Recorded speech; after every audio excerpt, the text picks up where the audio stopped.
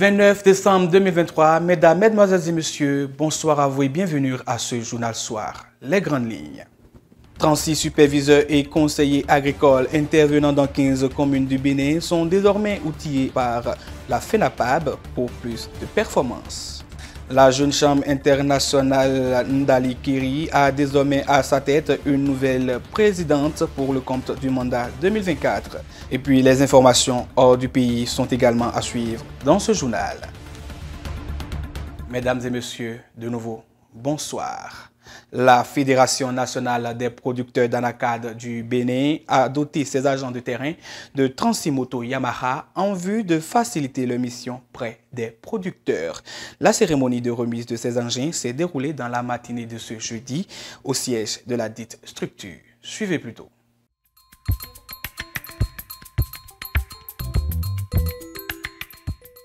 Nous remettons officiellement cette moto à M. Galiou, artisan de bon usage. 36 motos Yamaha flambant neuves ont été remises aux agents de terrain de la Fédération nationale des producteurs d'anacades du Bénin FENAPAB en cette matinée du 28 décembre. D'une valeur globale de 23 400 francs CFA, ces moyens roulants ont été acquis dans le but de faciliter la mise en œuvre du conseil technique de production végétale au profit des producteurs d'anacades dans les 15 communes d'intervention de la FENAPAB. Ces motos ont été achetées grâce à la collaboration concertée de Pacofid, BOA et de CIFAO. Nous leur rassurons que la FENAPAB est un canal de développement des services aux producteurs d'anacades en République du Bénin. C'est le lieu de remercier tous les partenaires techniques et financiers qui s'investissent dans le conseil agricole. Je me rappelle très bien, le 4, nous avions relevé ou souligné au conseil agricole qu'au bout de 3 mois, qu'ils auront le matériel roulant pour accomplir leur mission. Le processus a été très long et c'est en ça je voudrais les féliciter, les remercier encore pour la patience. Nous savons jusqu'à quel point ils se sont déployés sur le terrain pour produire le résultat que nous avons aujourd'hui. Je voudrais aussi remercier l'équipe technique de la FENAPAB qui s'est mise à fond pour qu'on en soit ici. C'est heureux que partenaires et autorités à divers niveaux ont honoré de leur présence la cérémonie qui s'est déroulée au siège de la FENAPAB. C'est une chance pour moi de constater que à Parakou et à travers la FENAPAB, la filière anacade est en train de se développer et à merveille. C'est aussi une joie pour moi de constater que les réformes du gouvernement dans le secteur agricole sont en train de bien se dérouler. La filière phare de l'anacade, c'est l'anacade. Et ça fait partie des filières prioritaires de notre pays. Vous, les conseillers, vous êtes là dans 15 communes pour accompagner les producteurs, pour améliorer le rendement à travers vos conseils au niveau de ces producteurs. Donc je voudrais déjà vous dire merci d'avoir accepté ce travail. Pour les superviseurs et conseillers agricoles bénéficiaires, cette mise à disposition de moyens roulants vient à point nommé. Nous sommes sur le terrain depuis avril 2023 et certains conseillers agricoles n'avaient pas de moto et sur le terrain, ce n'était pas facile pour la mise en œuvre ou bien certains avaient des motos qui étaient vraiment vétustes. Donc en recevant des motos neuves ce matin, c'est un sentiment de soulagement parce que les gens pourront mieux faire leur travail et on aura moins de difficultés. En mon nom propre et au nom de mes collègues, nous allons utiliser ces motos exclusivement pour les activités du conseil agricole. Et nous promettons utiliser ces motos-là à bon escient. Notons qu'au cours de cette cérémonie de remise de motos, les meilleurs conseillers lors de la mise en œuvre du conseil technique en production végétale au profit des producteurs d'anacades dans les communes d'intervention de la FENAPAB ont été présentés et distingués.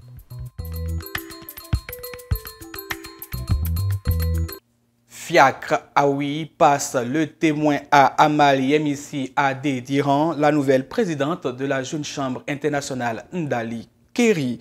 Pour le mandat 2024, elle aura la responsabilité de conduire la dite organisation dans le service à la communauté. Les détails avec Nakim Nouanti et Adam Moutini. Cher ami Amal Yemissi Ade Diran, il te transmet ce mari symbole de leadership et de commandement, afin que tu puisses prendre de bonnes décisions pour notre organisation. Élue le 7 octobre 2023, présidente électe pour le compte du mandat 2024, Amal Yamissi Adediran prend désormais les charges de la JCI Ndalikeri. C'est en la faveur d'une cérémonie de passation de charges que le président sortant Fiacre Aoui a passé officiellement la main à la nouvelle présidente devant invités et membres de la JCI. Il est essentiel que nous reconnaissons que notre mission est loin d'être terminée. Mieux vaut la fin de toute chose que son commencement. L'aventure consolidant nos acquis tire à sa fin, mais je ne saurais finir mes propos sans remercier les acteurs de cette aventure. Je suis convaincu que les prochaines années seront encore plus meilleures. La nouvelle présidente reçoit les félicitations du président national de la JCI représenté qui réitère son soutien. Le président national m'envoie vous dire félicitations. Également félicitations pour les 5 ans de vie et d'impact dans la communauté. Félicitations pour toutes les actions et le respect des activités statutaires conduisant ce jour à la passation de charge de la présidente électe. À la présidente électe, il te dit courage pour 2024. Tu pourras compter sur son soutien et le mien également. Et à tous les membres de la Jeune Chambre internationale d'Algérie, je vous invite à accompagner la présidente. La chaîne, elle est lourde, mais pas si lourde. Elle prend les rênes de cette organisation avec des objectifs à atteindre à la fin de son mandat. Servir sous-entend prendre des responsabilités et agir. Tel sera notre credo pour 2024. Nous avons adopté à l'OTS un plan d'action très ambitieux, s'alignant sur les objectifs de développement durable et en parfaite harmonie avec la vision de la JCI Bénin. Cela détermine le rôle que nous aurons à jouer dans l'atteinte des objectifs réalistes de notre chère organisation. De surcroît, il nous oblige à servir avec sagesse. Pour son parrain, la présidente électe 2024 devra marcher sur certains principes pour réussir son mandat. Je voudrais que tout au long du mandat de ma sœur, la présidente électe, qu'elle soit réellement couverte d'amour et que ce sens donné à l'amitié soit sincère et réel. Je demande à notre chère présidente pour son mandat de faire preuve de tempérance. L'écoute aussi est très important. Alors communiquez également avec vos pairs. Amal Yamissi Adediran prend officiellement fonction à compter du 1er janvier 2024 à 0h. Pour rappel, la Jeune Chambre internationale Bénin est une organisation qui travaille à la formation, au leadership et au service de la communauté béninoise. Les fêtes de fin d'année sont déjà là. La ville de Cotonou se métamorphose. Retrouvez dans cet élément que nous propose Eric Cyril Azagoun l'ambiance qui prévaut dans la capitale économique en cette période de fête. Nous formulons tous nos vœux, nos souhaits de bonne année à notre cher président. À quelques jours de la célébration des fêtes de fin d'année, la ville de Cotonou fait sa toilette et se métamorphose avec diverses décorations. Carrefour du Stade de l'Amitié, de l'Étoile Rouge, le boulevard de la Marina, le décor est juste à couper le souffle.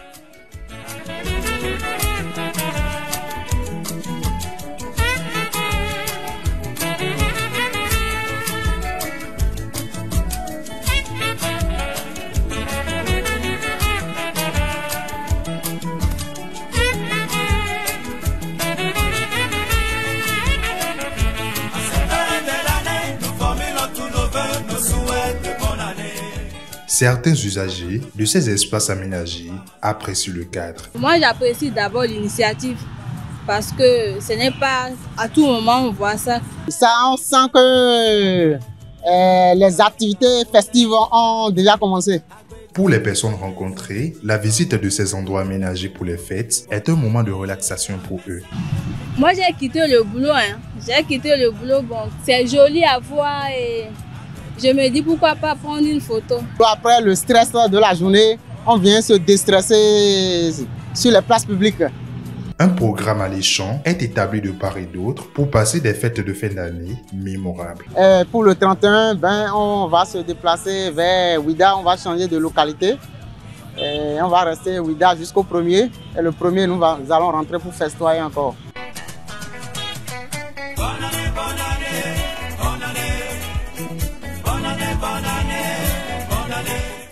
Pour d'autres personnes rencontrées qui n'ont pas voulu se prêter à nos questions, la cherté de certains produits de grande consommation et la situation socio-économique ne leur permettent pas d'appréhender les fêtes comme ils auraient voulu.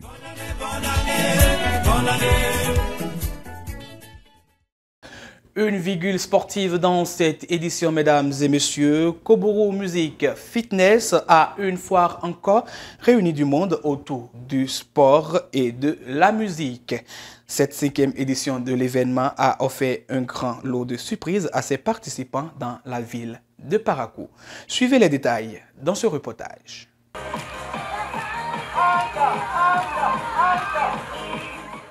Du sport accompagné de musique, un menu servi aux populations de Parakou et environ en cette matinée de samedi au quartier Zongo de la ville. En tenue conforme, elles sont sorties en masse pour cette édition de Koboro Music Fitness pour laquelle les organisateurs ainsi que leurs partenaires ont mis les bouchées doubles.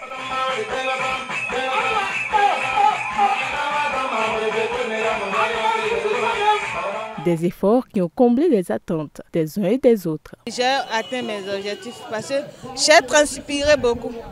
Je me suis senti un peu léger. Cette édition de 2023, j'avoue que mes impressions sont très bonnes parce que vous voyez même déjà sur le visage de tout le monde est joyeux. C'est la preuve que ça s'est super bien passé, l'objectif est atteint. Vraiment ça a été super. J'ai aimé. Dommage que c'est une fois par an. Ça m'a beaucoup fait plaisir. L'initiative est bien appréciée et des mots d'encouragement sont adressés aux organisateurs. Moi je trouve que c'est une très belle initiative parce que le sport, personne n'est sans savoir que le sport aujourd'hui est indispensable pour la santé. Et c'est une occasion unique par an qui permet à tout le monde de se réunir, d'échanger, tout en faisant du sport, tout en gagnant quelque chose. Lorsqu'on veut construire, il faut être patient. On ne peut pas supporter les caprices de tout le monde. Et il faut concilier tout cela. Et je crois que si peut-être un beau jour, tout le monde comprendra le message et que ça ira mieux. Nous remercions beaucoup l'organisateur pour tout ce qu'il a fait. Des surprises, il y en a eu plusieurs à cette 5e édition de Koboro Music Fitness. Attention, l'homme n'est pas bon. L'homme n'est pas bon. Il dit pour toi, tu es volé.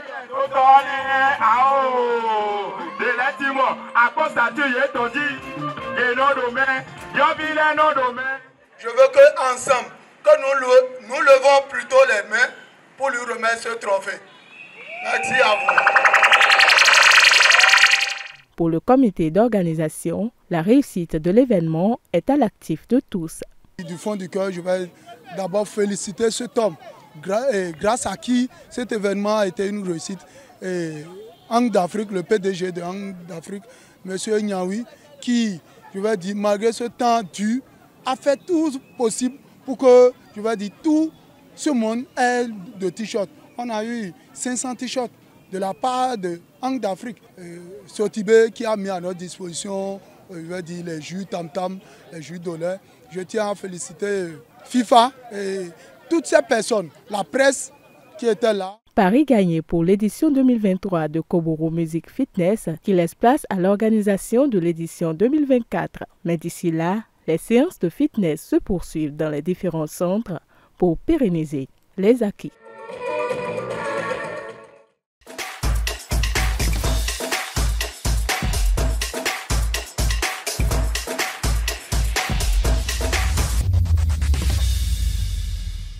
Eh bien, mesdames et messieurs, c'est l'heure des informations hors des frontières béninoises. Cette semaine, Au Tchad, la Cour suprême a définitivement validé la nouvelle constitution adoptée à 85,90% des suffrages avec un taux de participation au référendum de 62,8% selon les résultats définitifs publiés ce jeudi 28 décembre.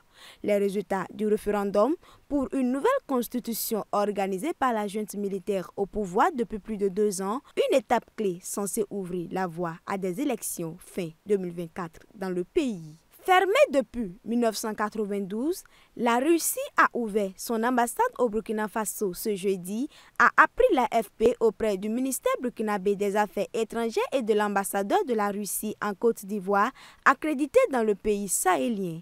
Je cite. La Russie ouvre officiellement son ambassade ce jeudi à Ouagadougou, fin de citation, a indiqué le ministère des Affaires étrangères burkinabé dans un communiqué.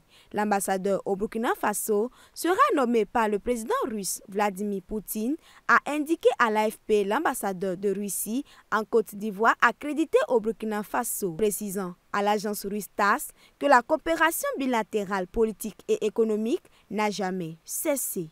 Les autorités zambiennes ont annoncé ce jeudi un renforcement de la campagne sanitaire de lutte contre le choléra, une maladie en expansion depuis octobre et qui a déjà fait des victimes cette année dans le pays d'Afrique australe. Il y a eu 93 décès cette année dus à cette infection, la plupart depuis octobre, selon l'Institut national de santé publique. Élection présidentielle au Congo, une large victoire du président sortant Félix Tshisekedi aux élections des 20 et 21 décembre semblerait assurée jeudi soir au vu de résultats partiels de plus en plus consistants, lui accordant officiellement 76% des voix. Sur 12,5 millions de voix comptabilisées par la Commission électorale nationale indépendante CENI, Félix Tshisekedi obtient 9,5 millions de voix. Toujours présidentielle, mais cette fois-ci au Sénégal, l'opposant sénégalais Ousmane Sonko a déposé sa candidature à la présidentielle de février 2024 devant le Conseil constitutionnel malgré le refus de l'administration de lui livrer tous les documents nécessaires, a indiqué ce mardi un responsable de la cellule de communication de son parti. Eh bien, mesdames et messieurs, ce sera tout pour cette édition que nous vous remercions d'avoir suivi. L'équipe de L2A TV vous souhaite agréable week-end en compagnie de nos programmes et surtout, heureuse année par anticipation. À vous.